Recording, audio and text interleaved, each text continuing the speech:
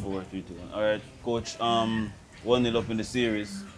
It has been a tough start so far in this World Test Championship cycle, but I guess with continuity and the continued messaging of the first 8 games in comparison to the next 6 games, how pleasing was it for you to come out on the right side of the result? Very pleasing. Jeremiah, as coaches, you want results. It's been hard, it's been tough for the test team in this test championship, but the manner in which we won, will give everybody confidence. It gives you, that belief in the work that you put in, the plans that you've put in, the way you want to play, the players that you've asked to take on that battle for you, and to see them, it come into fruition, just understanding that in preparation, practicing how you want to play, trusting in the process, and guys taking ownership. Rost and Chase as the captain, leading from the front. Ahmed Django staying ready. Kima Roach, Jaden Sills. Not forgetting the opening stand, a 50-run partnership, Brandon King and John Campbell. A lot of things happen that when you reflect, we were building towards that. We've shown little moments and glimpses of it in test matches before, but being able to do it over a sustained period of time, enough to put pressure on the opposition to get the results. That's a lot to take forward into the next step. Yeah, as you mentioned, the small margins. The previous cycle, there were only 2 centuries scored.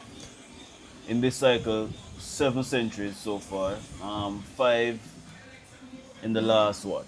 I would say last 4 tests. Two double centuries. Yeah, 5 in the last 6 tests. How do you sum up the transformation of the body? Well, a combination of Floyd Reefer and the willingness of the players and the work ethic of the players. Because we're here to prepare them as coaches. But, buying into the preparation, buying into the different aspects that and techniques and areas of improvement and committing to the work. I got to single out Floyd Reefer for that. The messaging, he gets a lot of flack. I'm pretty sure. I see when we're not batting well, the cameras focus on him all the time, but he has never, faltered. He's been strong in his messaging. His work ethic is amazing, and he continues to put in the work with the batters. So for him, a batter scoring 100 is success for him, his result. But he also trusts in the process and the work that he puts in behind those guys. And I'm gonna give him his flowers. Just seeing in the test arena, like you said, those centuries, and even in the one-day format as well, the amount of hundreds we've had over the last 3 years. It's been slow, but it's progress, and that's what we're about. Trying to build on progress. Yeah, and the bowling group continues to be a leading mark for the team. 4 test matches now in the cycle at home, and all 20 wickets. So you'd say 80 wickets in total in 4 test matches. What do you put that down to for the bowling group? Given that there have been changes in the bowling group right across those 4 games, but you're still seeing the consistency to take wickets. Again, the players being ready,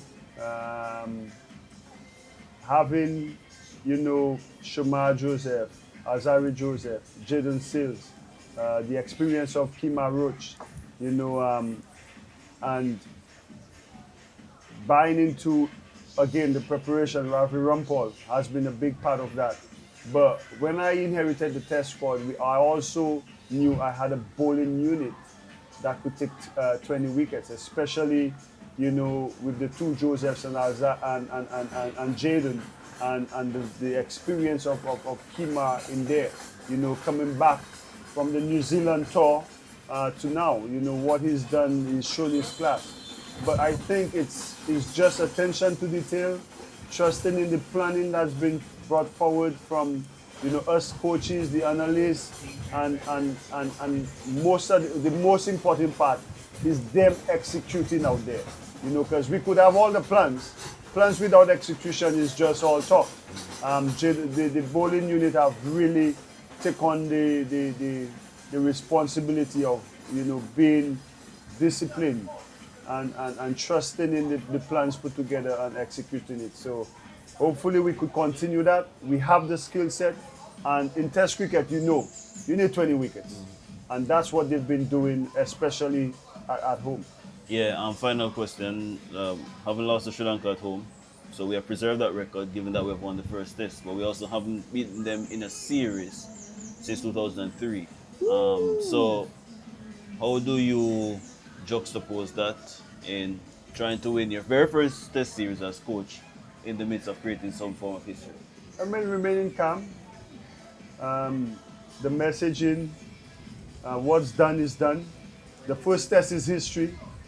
We could take the positives into it, but we still got to come back and put the performance into the second test. And Sri Lanka would not be a walkover. We still got to remain disciplined, plan properly again, and believe in the execution. So it's good to get our first test win, but that's not what we wanted. We wanted a series win, and you've been part of our meetings. You've seen, what we want to achieve in this Test Championship and the realistic goals, and the journey continues. But remain in the moment. That's what I'll tell the guys. We prepare well. We give ourselves the best chance of performing. But once that bell rings, remain calm in the moment. One ball at a time. We don't think too far ahead. Ball by ball, session by session, and we go about doing it like that. And staying hungry. Everybody else starts at zero. Ahmed Jangu starts at zero. Roston Chase starts at zero. Jaden Seals starts at 290.